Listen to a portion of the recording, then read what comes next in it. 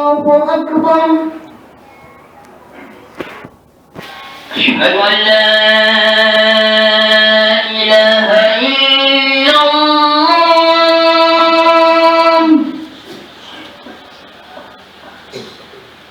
أشهد أن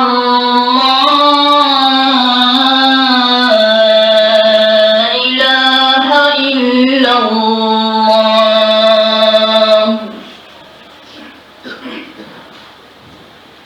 أشهد أن محمدا رسول الله.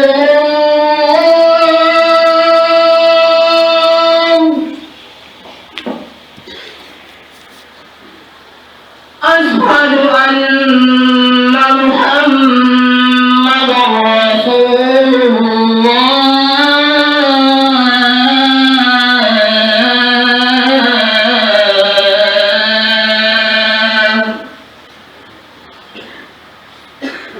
حي على الصلاة.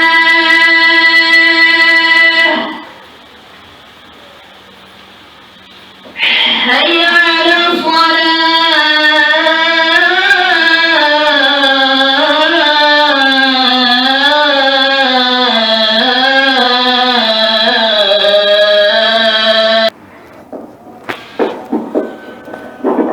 إله إلا الله وحده لا شريك له جعل يوم الجمعة من أفضل الأيام وغصه بالشرف والفضل لأمة الإسلام،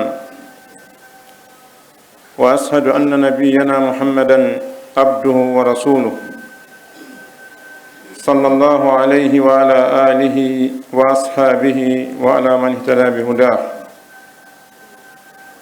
أما بعد، فيا أيها المسلمون، اتقوا الله تعالى حق تقواه واشكروه على ما هداكم للإسلام وجعلكم من أمة اختصها بالفضائل. عباد الله، لقد من الله علينا بيوم عظيم وموسم كريم فضله على سائر الأيام، هدى الله إليه هذه الأمة وأضل عنه سائر الأمم. قال صلى الله عليه وسلم: أضل الله عن الجمعة من كان قبلنا، فكان لليهود يوم السبت وللنصارى يوم الأحد، فجاء الله بنا فهدانا ليوم الجمعة. رواه مسلم. يتي الله سبحانه وتعالى oɗo Allah mo tawi himo hani yettude himo waɗi ko o yettire. E yettamo kanko Allah subhanahu wa ta'ala e dow dokke makko ɗen e moƴƴereji makko ko woni en e waɗande. ɗen jarnomo kanko Allah subhanahu wa ta'ala e ko woni en e hawrindinde e nemaji makko ɗi woni neminde e hoore meɗen. hiɗen seedo ala reweteɗo e goonga siwona kanko Allah subhanahu wa ta'ala, ko o gooto eɗi fuu alamo o kafi. kanko Allah subhanahu wa ta'ala waɗɗo ndeɗo ñalade nde wonɗen e muɗum ñalade ɓurde mawnude e ñalade ɗen. o hertiniri nde ɓure wonande mofte islamu ɗen. hiɗen seedo nelaɗo meɗen muhammadin sallllahu alayhi wa sallam ko jiyaɗo makko mo suɓi o nuli, ko nulaɗo makko mo fawi e meɗen ɗoftagol. ɗen toromo kanko Allah subhanahu wa ta'ala yo juule nelaɗo e ɓengure maɓɓe nden e sahabaɓe maɓɓe ɓen e kala fewnorɗo peewal maɓɓe ngal. ɓawo ɗum kono yo julɓe huli Allah subhanahu wa ta'ala no Allah hani hulirde noon, sabu ko kanko Allah subhanahu wa ta'ala woni ko landi ɗum, kanko woni ko yamiri ɗum. ya ayuha alladina amanu ittaqullaha haqqa tuqatihi wa la tamutunna illa wa antum muslimun. ko anayo gomɗinɓe hule Allah hattirde e hulgol wata mayde ƴettitu goɗɗo e moɗon sina taw ko julɗo. idan hulen Allah subhanahu wa ta'ala jarnenmo e dow peewal ngal o yiɗi o fewni en ngal, sabu si Allah waɗanima moƴƴere a jarnalimo e hoore muɗum yettuɗamo o ɓooray no jeeya e sabuji sertugol e nemaji Allah ɗin angal jarnugol Allah e hoore nema o. idan nema Allah on noon hino ɗuuɗi no jeeya e ko ɓuri mawnude e nemaji Allah ɗin suɓugol ma e nder o jama e o zamanu mo wuruɗen fewndo ɗo e ɗi alhaaliji ɗi wonɗen ɗo yiɗa waɗema julɗo, sabu sen taskike fewndo ɗo en tawa wona gandal woni wadde neɗɗo julɗo no heewi jomiraɓe gande oñiɓe. sen taskike en tawa wona jawdi woni wadde neɗɗo julɗo no heewi jomiraɓe jawle ɓe feewa. sen taskike kadi en tawa wona laamu watta neɗɗo julɗo no woodi lamɓe ɓe feewa. idan si Allah yiɗi fewnima hare no hani yettamo kanko subhanahu wa ta'ala jarnamo, sabu ko nema mo tawata so okkalima hunde wata wadde ha heɓamo. idan haray jarnemo kanko Allah subhanahu wa ta'ala e dow peewal ko okki en, o waɗi en mofte ɓurɗe moƴƴude moftaji ɗin. haray Allah subhanahu wa ta'ala o neminiri en enen ɗeɗo mofte okkugol en nde ɗo ñalande wiyetende juma, ñalande ɓurde mawnude e ñalɗi yontere nden. ñalɗi yontere nden fuu ko nde ɗo ñalande ɓuri mawnude ko Allah subhanahu wa ta'ala. idan si Allah mawnini hunde hiɗa hani mawninde nde, si Allah mawnini hunde hiɗa hani ɗaɓɓude andugol ko honɗum nde mawninirte mawninande an kadi. idan haray Allah subhanahu wa ta'ala hertunani den ɗo ñalande ɓure, o nemini e dow meɗen nde ɗo ñalande mawnde, o waɗinde tireti mawɗo, o ɓurninde dow ñalɗi ɗin fuu wonande nde ɗo mofte islam. haray ko ñalande ɗaɓɓande nde moftaji ɗin fuu ɗaɓɓi ronki heɓude. hono nelaɗo makire noon sallllahu alayhi wa sallam, alyahud ɓe ɗaɓɓuno ñalande nden, Allah subhanahu wa ta'ala majjini ɓe mayre, ɓe ƴetti asawe ɓe waɗi nde ɗo fottetende ka julirɗe maɓɓe mawnintende, tawi wona nde wonno ko ɗaɓɓete ko. nasara kadi ari ɓe wi yahudu ko fenande jokki, ñalande nde ɓe ƴetti nde wona nden Allah wi, ɓe wi kamɓe kadi ɓe ɗaɓɓitana e hoore maɓɓe, ɓe ɗaɓɓiti ha ɓe ƴetti dimas, ɓe wi kamɓe ko nde woni ñalande mawne nden, ko nde woni ñalande mawnintende nden, ko nde yimɓe ɓen hani fottude e muɗum rewa Allah wajodira, tawi wona nden Allah subhanahu wa ta'ala wi ɓe muɗum. Allah majjini yahude e nasara e nde ɗo ñalande, o fewni en e mayre enen ɗeɗo mofte islam. idan ɗum ɗo ko moƴƴere nde tawata en heɓatano nde sina ɓay Allah yiɗani en nde. si Allah yiɗi waɗani en ɗum no hani jarne mo weltano ɗenmo.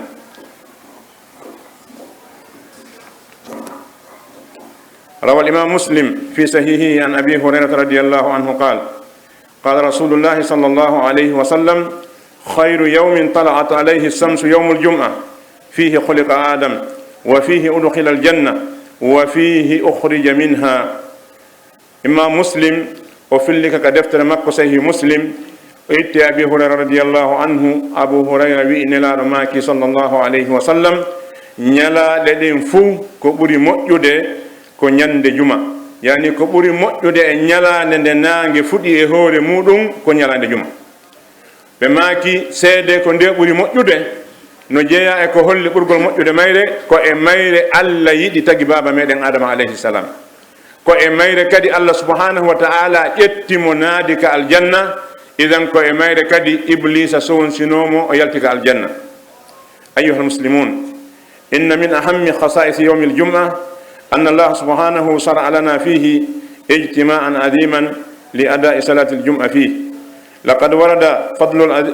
الفضل العظيم والأجر العميم في أداء هذه الصلاة، لا سيما لمن تأدب بآدابها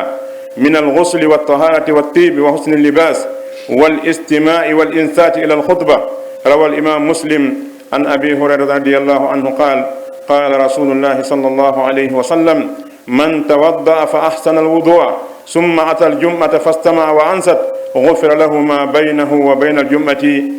وزيادة 3 أيام. وقال الصلوات الخمس والجمعة إلى الجمعة ورمضان إلى رمضان مكفرات لما بينهن إذا اجتنب الكبائر. ono julɓe haray no jeeya e ko ɓuri himmude e ko Allah subhanahu wa ta'ala hertinani nde ɗo ñalande tawde kanko subhanahu wa ta'ala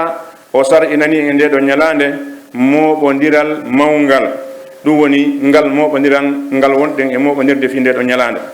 fi tottugol oɗo waktu juma haray ari ɓure mawɗe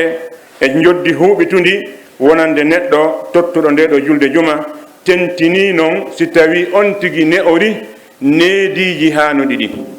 idan ko waɗi yonata argol ngol tunka juma ko ma tawa neɗɗo on no ne'ori neediji ɗi ɗaɓɓina ɗi yo neɗɗo ar juma sabu nde Allah subhanahu wa ta'ala yamirno julugol juma ngol nelaɗo holli ko honɗum juulete honno juulirte ko honɗum juulirte idan ɓe holluno kadi ko honno yahowo juma on hani wawde haray no jeeya e ko ɓuri hanude kon wonande neɗɗo yahowo juma on laɓɓinagol makko taw hanana neɗɗo yahugol e golle makko o golla ha o lakke ha o luuɓa o ara o jooɗo hakkude jama on e oɗo juma ɗum ɗon ko hunde añade hanana kadi neɗɗo argol jooɗo e oɗo juma tawa himo jogii bargol himo andi himo wondi e muɗum o ronka pottitade hakkude jama o wona ka sera woni noon bargol ngol koko ñaami woni ko tagudi ndi o wondi e muɗum ko ronki sertude e muɗum woni ko nawnare ma ko hunde nde o faggiti no hani so tawi himo wondi e ko soñjata jama on himo andi himo wondi e muɗum o rento hara o soñjal jama on idan haray ɗum ɗon jeeya e neediji argol ngol ka juma laɓɓingol hoore maɗa ɓandu ma ɗum e coñci maɗa ɗin laɓɓinoɗa e kala ko tawata ko lorray woni koko ñaama woni koko mema woni kala hunde nde tawata ɗum ɗo ko lorray ɗe no jeeya e muɗum accugol maɗa waɗugol piiji nafiyaɗi ɗi yimɓe ɓe joɗotoɗa ɓen hiɗa watti sokketi luuɓuɗi ma hiɗa andi pellet hunduko ma ko no jogii bargol a jaɓata gosade haray hananama tumbitagol hakkude jama on saabu hunde nden ko hunde nde tawata eɗa itti bote muɗum kono lorray si lorri julɗo ɗimmo ma on e heɓe bakkat idan no jeeya e ko juma on hertori e wono nelaɗo makene sallllahu alayhi wa sallam ɓe maaki mo salligike o moƴƴini salligi on fi honɗum ɓe innaltumo salligi ɓe hatti ɗon no woodi salligotoɓe ɓe tawata moƴƴinta salligi sabu kono ɓe faalira noon ɓe salligoto nan sari o wiiri noon kala neɗɗo salligiɗo no faalira noon o wiyatake moƴƴino salligi kala neɗɗo salligiɗo salligori no nelaɗo makiri noon ma no ɓe warruno noon haray o moƴƴini salligi on ko ɗum waɗi ɓe makali tun on mo salligi ɓe maaki mo salligike man tawadda fa ahsana al wudua mo salligike o moƴƴini salligi on ɓaawo ɗum o ari ka juma o jentike o deƴƴi fastama wa ansat o jentike o deƴƴi ɗiɗo ɗiɗi ko ɗaɓɓaɗi jentagol maɗa ngol e deƴƴugol ma ngol fewndo oɗo kutuba si a waɗali ɗum a heɓan ella molanaɗo angal jentagol ngol ko ella angal deƴƴugol ngol kadi ko ella si a deƴƴi tun kono a jentaki haqqille maɗen no to ka yaasi hiɗa miijitade toon bal yahay ha yalta a anda ko honɗum wowla a anda ko fi honɗum wowla haray no woni ko accuɗa jentagol ngol si a jentike a deƴƴali kadi a waɗi ella idan ko ya a jento ko ya deƴƴu jentagol ngol ɗo woɓɓe wi wondema hara jentagol ngol ko accugol wowlidugol e yimɓe ɓen woɓɓe wi bal hay jantagol inde Allah subhanahu wa ta'ala ma julgol e nelaɗo sallllahu alayhi wa sallam hananama waɗugol fewndo kutuba on koya jooɗo jentoɗa saabu nelaɗo make komo jentike o deƴƴi idan koya deƴƴi ɓe make kamɓe nelaɗo sallllahu alayhi wa sallam si neɗɗo o salligike moƴƴini salligi on ari ka juma o jentike o deƴƴi Allah subhanahu wa ta'ala montanaymo kanko oɗo neɗɗo konko woni hakkunde o juma ɗo e juma aroyowo on yani konko woni hakkude makko kanko neɗɗo on e juma arowo on o ɓeydani ɗon kadi balɗe tati yani o yaafante balɗe sappo ɗum woni balɗe jeɗɗi wattuɗe balɗe tati ko balɗe sappo idan o yaafante ɗum ɗo kanko sabu ko o ari juma on o waɗi needi kon Allah subhanahu wa ta'ala montanaymo nde ɗo hakkunde idan ɓe make kadi kamɓe nelaɗo sallllahu alayhi wa sallama julɗe ɗen joyi juma ha e juma suumaye ha e suumaye si tawi neɗɗo no gollude ɗiɗo Allah subhanahu wa ta'ala montanaymo faljereji ko heɓata kon hakkunde majji كما ورد الوعيد الشديد والترحيب الرهيب على من تساهل في هذا الواجب الأديم ففي صحيح مسلم قال صلى الله عليه وسلم على أعود منبري لينتهين أقوام عن ودعهم الجمعات أو ليختمن الله على قلوبهم ثم ليكونون من الغافلين وقال أيضا من ترك 3 جمع تهاونا تبع الله على قلبه رواه أحمد wa fi riwayati libnu Ghudayma fa huwa munafiq. wona ardi noon kañum kadi kamba sattuɗo e hulɓingol hulɓiningol wonande oɗo neɗɗo welsindiɗo e ɗeɗo jumaje. oɗo hunde nde tawata Allah subhanahu wa ta'ala waɗɗini mawnini fi muɗum. ari ka sahih Muslim e immorde e hadis mo filli ɗum Abu Hurayra radiyallahu anhu o wi nelaɗo sallllahu alayhi wa sallam no maaki ɓe dari ka hoore gangunal maɓɓe kamɓe nelaɗo sallllahu alayhi wa sallam ɓe maaki ma haɗito yimɓe e accugol maɓɓe yaagol juma. si ɓe waɗali ɗum Allah subhanahu wa ta'ala notay ɓerɗe maɓɓe ɗen. yani ɓeɗo yimɓe jokkayɓe haajuji muɗum, jokka golle mum ka biro mum ma ka marché mum ma e kala ka woni e golle, kala ka neɗɗo wawi wonde o jooɗo o jokka faale makko ɗen o wiya kanko o mara tan o hettata ko yaagol juma. ɓe maakisi ɓen waɗoɓe ɗum rentake waɗugol ɗum Allah subhanahu wa ta'ala yoɓirayɓe hon ɗum nottugol ɓerɗe maɓɓe ɗen. ɗen andino si ɓernde neɗɗo notama ko honɗum woni yeeso ton. si ɓernde neɗɗo notama haray hande kadi waaju natata nder mayre. si ɓernde neɗɗo notama ko ɓooyuɗamo wolandena ha o faama haray hande kadi lutti so jaɓe ko fenade wona gonga. ɓe maake hadis goɗɗo goo mo acci jumaje tati sabu welsindare Allah subhanahu wa ta'ala notay e hoore ɓernde makko nde, bimana Allah udde ɓernde makko nde. ɓe maaki e hadis e riwaya goɗɗo go wi haray neɗɗo on ko naafiqiijo, bimana si neɗɗo acci jumaje tati hara ko welsindare o acciriɗe, wona nawnare, wona sonnajo woni ko waɗi ɗum, wona wonɗo e wayasi mo tawa hewdo yara ka yaata toon, wona nganto hay fus waɗinimo ɗum, ko ittugol tum bote e juma on ɓay o hitta e o anda fi muɗum ko ɗum o waɗiri. Allah subhanahu wa ta'ala yoɓɓiraymo ɗum ɗon nottugol ɓernde makko nden. e riwaya mo ibnu Ghudayma filli on o wi wondema haray neɗɗo on ko windete ko naafiqiijo. aqulu qawli hada wa astaghfiru lakum fastaghfiruhu innahu huwal ghafurur rahim.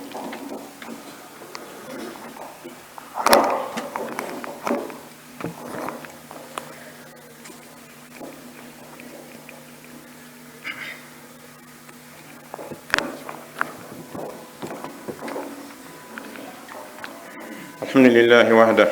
والصلاة والسلام على من لا نبي بعده. إخوة الإسلام، لقد كان من هدي نبيكم صلى الله عليه وسلم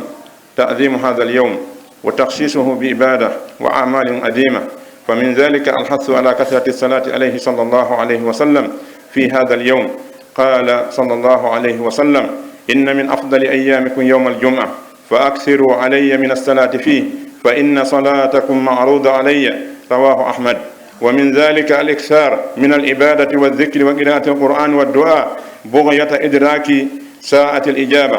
ففي الصحيحين أنه صلى الله عليه وسلم قال أنه صلى الله عليه وسلم ذكر يوم الجمعة فقال فيه ساعة لا يوافقها عبد مسلم وهو قائم يصلي يسأل الله تعالى شيئا إلا أعطاه إياه. وفي الصحيحين أنها ما بين أن يجلس الإمام ila an tuqda salah. e yetti Allah subhanahu wa ta'ala oɗo Allah mo tawi ko kanko tun hande yettude den toron yo juule nelaɗo sallllahu alayhi wa sallam e ɓeygude maɓɓe nden e sahaba maɓɓe e sinaɓe. si ɓe julɓe haray Allah subhanahu wa ta'ala e yurmede makko nden e yiɗalngol e moƴƴere e malore o waɗi no jeeya e peewal nelaɗo sallllahu alayhi wa sallam, yani e sunna nelaɗo on sallllahu alayhi wa sallam no jeeya e muɗum mawningol nde ɗo ñalande hertinana nde ko alnelaɗo sallllahu alayhi wa sallam hertinannode kon immorde golleji mawɗi. no jeeya e ɗin golleji mawɗi ɗi nelaɗo sallllahu alayhi wa sallam hertinani nde ɗo ñalande maako maɓɓe kamɓe nelaɗo sallllahu alayhi wa sallam ko ɓe rerɗini ɗon hebbingol juulugol e maɓɓe kamɓe nelaɗo e nde ɗo ñalande. ɓe maaki kamɓe nelaɗo sallllahu alayhi wa sallam ande haray no jeeya e ko ɓuri mawnude e ñalaɗe moɗon ɗen ñande juma hebbine juulugol e hoore an e mayre, sabu julde mon nden ko heɓitete ɗum e hoore an. idan ɗum ɗo no holli wondema haray juulugol e nelaɗo sallllahu alayhi wa sallam ko hunde ɗaɓɓande no jeeya e ka nde ɓura ɗaɓɓede ɗon e nde ɗo ñalande e jemma mayre on. jemma juma e ñallal juma julɗo fof julɗo no hani hebbinde juulugol e nelaɗo sallllahu alayhi wa sallam, juulira e maɓɓe hon ɗum konnguɗi ɗi ɓe yamirno yoɓe juulira e maɓɓe ɗin. ko waɗi hande so wattani yila moƴƴa julɓe ɓen no fecciti pecce ɗiɗi, feccere darinde wakkili juulugol e hoore nelaɗo, kono ko konnguɗi tawata ko jonnayɗi ɓe bakkatu, sabu hiɓe fiɓɓe majji ko dagata ko fiɓugol. e jama woɓɓe goo jaɓuɓe hi juulete hoore nelaɗo sallllahu alayhi wa sallam kono ɓe waɗata. idan ɓeeɗo fof bone sawaba. wakkiliɗo juule nelaɗo juuliraɗe maɓɓe ko juulirte ko e jaɓuɗo hi nelaɗo no juule mum kono watta ɓeeɗo fof ala wonɗe sawaba. idan haray no hani anden juulugol e nelaɗo sallllahu alayhi wa sallam moƴƴere hewdeno e muɗum bal allah subhanahu wa ta'ala ko ɗum ɗo tun o noddi en o wi himo wadde malaika makko ɓen no wadde ye en waɗ inna allaha wa malaikatahu yusalluna ala nabi ya ayyuha alladina amanu sallu alayhi wa sallimu taslima. allah e malaikaɓe makko ɓen hiɓe juulude e hoore annabajo yani nelaɗo sallllahu alayhi wa sallam onon gomɗinɓe juule e hoore makko. ɓay oɗo aya tippike sahaba en ɓe nanana tum ɓe waɗi ɓe arno haɓe tawi nelaɗo sallllahu alayhi wa sallam ɓe wi nelaɗo men jaɓi men andi salminanu ndun ko honno men juulirta sabu allah wi no wadde hunde malaikaɓe no wadde minen kadi yomin waɗu nden ko honno min warrata nden. ndaare nelaɗo sallllahu alayhi wa sallam ko honɗum jaabinoɓe nelaɗo maaki qulu allahumma salli ala muhammadin wa ala ali muhammad haaka konnguɗi ɗo lannoyi salatu ibrahimiya ɗiɗo konnguɗi haani juulire nelaɗo sallllahu alayhi wa sallam ma konnguɗi goɗɗi goo arɗe ɗin ka defte sharia. amma juulirgol e nelaɗo sallllahu alayhi wa sallam konnguɗi moƴƴinaɗi salatul fatihi salatul faraji wame ko nande majji haray haysi hiɗi woowa hiɗi waawa haysi ɗi ɓooyama wowlede ma dama nelaɗo accano ɗum wonta gonga hadal ngal daro. idan juuliren e nelaɗo sallllahu alayhi wa sallam koɓe yammiri koye juulire goto famata dina kam ɓuuri sahabaɓe nelaɗo ɓe sallllahu alayhi wa sallam. idan kamɓe nde ɓe wi'a yoɓe juule nelaɗo ɓe darano cutumɓe juule nelaɗo ɓe yana ɓe tawi nelaɗo ɓe landi ko honno min juulirta nelaɗo sallllahu alayhi wa sallam yeetiɓe ko honno ɓe juulirta. idan ko ɗum hande ñentinde haray juulugol e nelaɗo sallllahu alayhi wa sallam no jeeya e naforeji mum ɗin nelaɗo maaki man salla alayya salatan wahida sallllahu alayhi biha ashra. mo juuli e hoore an julde wootere allah juula e hoore makko hono ɗum laaɓi sappo. ndaari toon allah subhanahu wa ta'ala juula e hoore maɗa an hombo miijiti hombo wonɗa ha tawa allah subhanahu wa ta'ala juula e hoore maɗa ka dow arsi makko jonnatama ngal geɓal ɗo siwana juulugol e hoore nelaɗo sallllahu alayhi wa sallam. idan ɗen andi pellet haysi ko ɗo wi'a dow to hiɗa jante indema no wowle to hara hiɗa toni balaje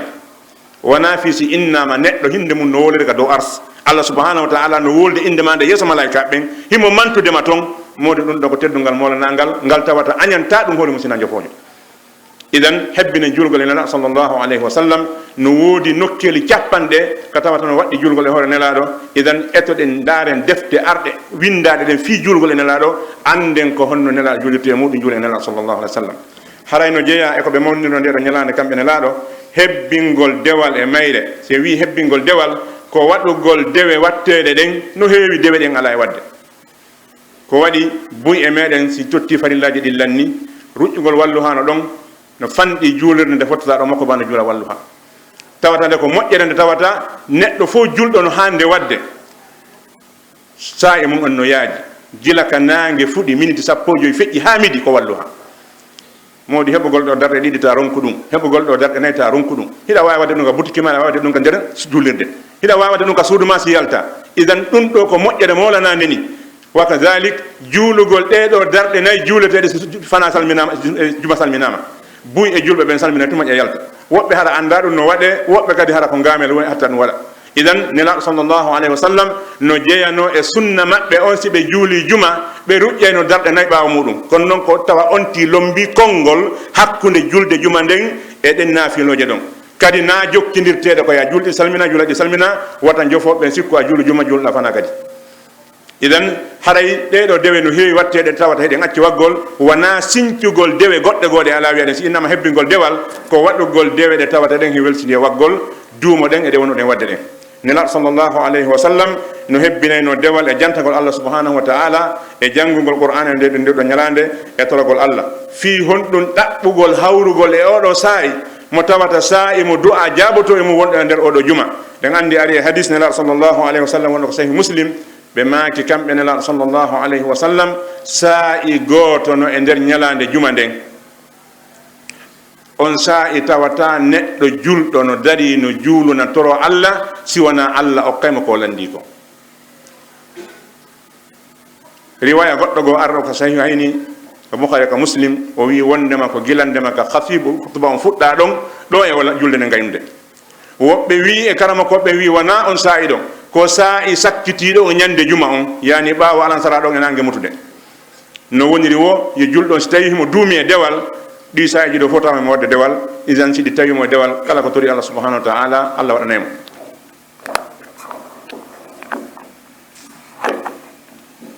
كما يسن المبادرة والتبكير إلى المسجد يوم الجمعة ففي الصحيحين أنه صلى الله عليه وسلم قال من راه في الساعة الأولى فكأنما قرب بدنه ومن راه في الساعة الثانية فكأنما قرب بقرة حتى ذكر في الساعة الخامسة بيضة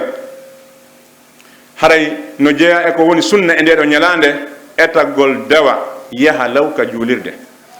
nafoore molnade tawte hande julɓe buyno hawkude nelaɗo sallllahu alayhi wa sallam ɓay ɓe andi bani adama koko rerɗi koko reeriɗi ɓe waɗani en misal fiyi en faamu moƴƴere ko woni argol jumelaw kon ɓe maki kamɓe nelaɗo sallllahu alayhi wa sallam mo yahi ka juma ka leere arano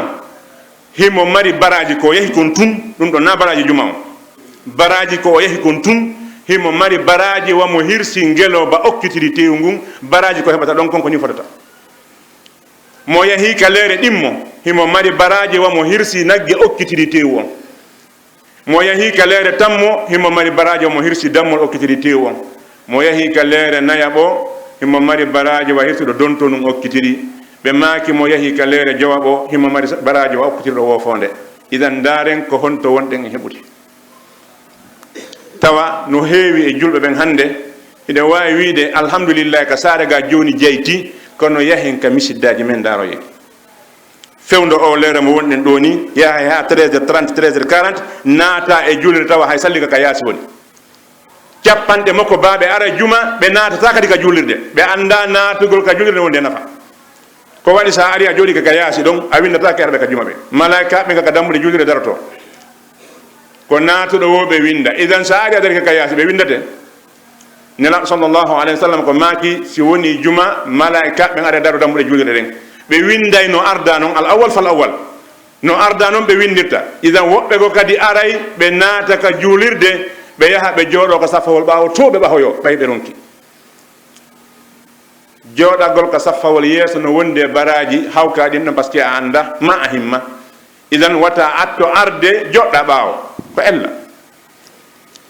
haray dawgol argol ka juma no wondi e baraji molanaɗi kono so wattaniɗe taw no hulɓini no woodi wonɓe e juulude e juulirɗe duuɓi nayyi duuɓi joyi wano ka min ɗo no woodi juuluɓe ɗo duuɓi nayyi ɓe annda juulirde honto hikkori woɓɓe ara ina ko Dubai nde woni ɓe ina ko Chine nde woni ɓe annda ko étage hommo juulirde nde woni hittande nde fof ɓe juulay kono ko taw to ɓe juulata ɓe annda honto juulirde hikkori ɗo ko ayi ɓeni idan si tawi micro kuppani siga oɗo kono no juulirta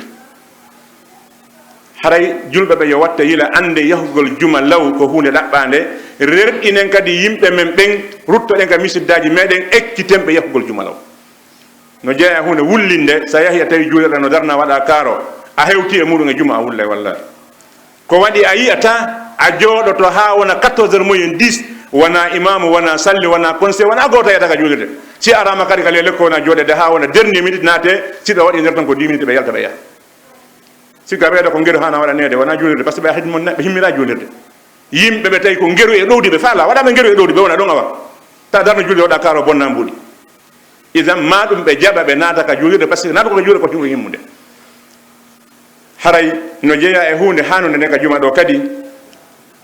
ne'odogol e juuloɓe wondaɓe ɓen no jeeya e ne'adogol juuloɓe ɓen rentagol e yawtugol yimɓe ɓen ka juma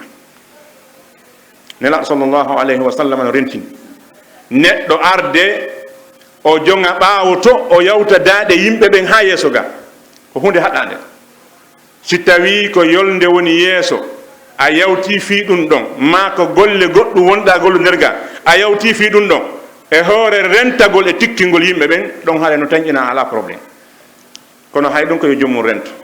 wona fi argol tum wiya ɓay dorke mum no janɗi jonga e ɓaawo to yaɓa daaɗe yimɓe ɓen hay so kañum jooɗo yo yeeso ko hunde hay seeɗa faala wonde yeeso arlaw ɗum woni ko ɗaɓɓa ko idan yonti rento e yaɓutugol daaɗe yimɓe ɓen ma feccugol hakkude yimɓe ɗiɗo jooɗo hakkude maɓɓe si wona kamɓe newnanma taw hana yolde nde no yaaji ko wona noon kañum kadi haray no hani ka nder juma ɗo ko wino ɗen nane kon al insat wa yahrumu al hadith haala khutba wa tasahuli anha yewtugol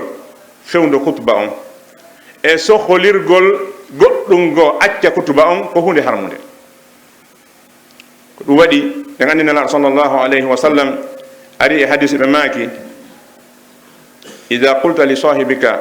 ansit wal imamu yahtub faqad lagawta wa qala wa man massa alhasa faqad laga wa man laga fala jum'ata lah ɓe maaki kamɓe nelaɗo sallllahu alayhi wa sallam si a fewti a sowdike mo jooɗoduɗa on deƴƴu hara ko ɗum no tu waɗɗa a waɗa ala hunde sina ɗum ɗon ɓe maaki haray a bewi o kalima laga ɗo karama koɓe ndaari ha ɓe wi firo makko on tigi ko honɗum ko haray a perdi baraji juma ko baraji fana marɗa yani a wi tummo jooɗoɗuɗa on fewno kutuba deƴƴu na a wolde ko kanko wooli an wiɗamo yo deƴƴu yer ko wiɗa yo deƴƴu kon ɗum ɗo perdinima baraji ka ɓenoɗa kon ka juma joni ko heɓata baraji ko baraji fana idan ɓe maaki kadi mo memi hayre man massa alhasa bi mana ko koccu mo memi koccu haray o bewi mo bewima rajuma so tawi memugol koccuje ɗen tun fi liwlagol ɗe tawi ɗum ɗo tum bonna e juma haray wattani hila e harakaji men ɗi moƴƴa dillanɗe meɗen ɗen si tawi wona hunde nde tawata ko la budda haray neɗɗo yo watta hila e dillanɗe makko ɗen saabu so tawi memmingol junngo ma ngon tummema koccuje ɗen bonna e juma ma on itti e sikka piiji heddi ɗin idan haray no jeeya e ko haɗaka juma ɗo yeeyugol fewndu juma on si woni ha noddinandu ɗimmuru ndun noddinama so wi noddinandu ɗimmuru ko noddinandu noddinten ndun sanga imamu on naati si nduɗo noddinama ɗo e gaynede juulede no harmi yeeyugol e suudugol ɓe gandi subhanahu wa taala wi ya ayuha alladina amanu ida nudiya lissolati min yawmi ljum'ati fas'aw ila dhikrillah wa dharu lbay'a dhalikum khayru lakum in kuntum ta'lamun ko ono yo gomɗinɓe si noddinama fi julde nde ñande juma yahe faade jantagol inde allah acce yeygol ngol ko ɗum moƴƴani on kono noon ko sart ko siɗen andi idan haray no jeeya e piiji haɗa ɗin e oɗo juma argol jooɗo ronka jentade ma ronka deƴƴinade ma ɗum argol lorra yimɓe jooɗoɗa ɓen lorriraɓe kala noone ko lorrirte kon no jeeya e ko lorrirte kon yawtugol daaɗe maɓɓe ɗen ma argol ɓiso hakkude yimɓe ɗiɗo hala ɓe welaka fattaqullaha ibadallah wa arifu li hada alyawmi aladimi makanatahu wa hurmatahu wa amruhu wa saira alayami bil amali salih takunu min almuflihin haray jiyaɓe allah huli allah subhanahu wa ta'ala anden moƴƴere e teddungal ko allah subhanahu wa ta'ala waɗi kon e ndeɗo ñalande eto ɗen fino heɓiren ɗum si allah mawnini hunde nelaɗo sallllahu alayhi wa sallam mawnininde an a itti bote e mayre andu haray ko hontoon place maɗa o haray mawninen ndeɗo ñalande himmiren waɗgol dewe e mayre anden ko ñalande mawde kala noneji e dewe ɗin haray no hani hebbinen e muɗum no jeeya e muɗum ittugol sadaka e ñande juma imam ibnul qayyim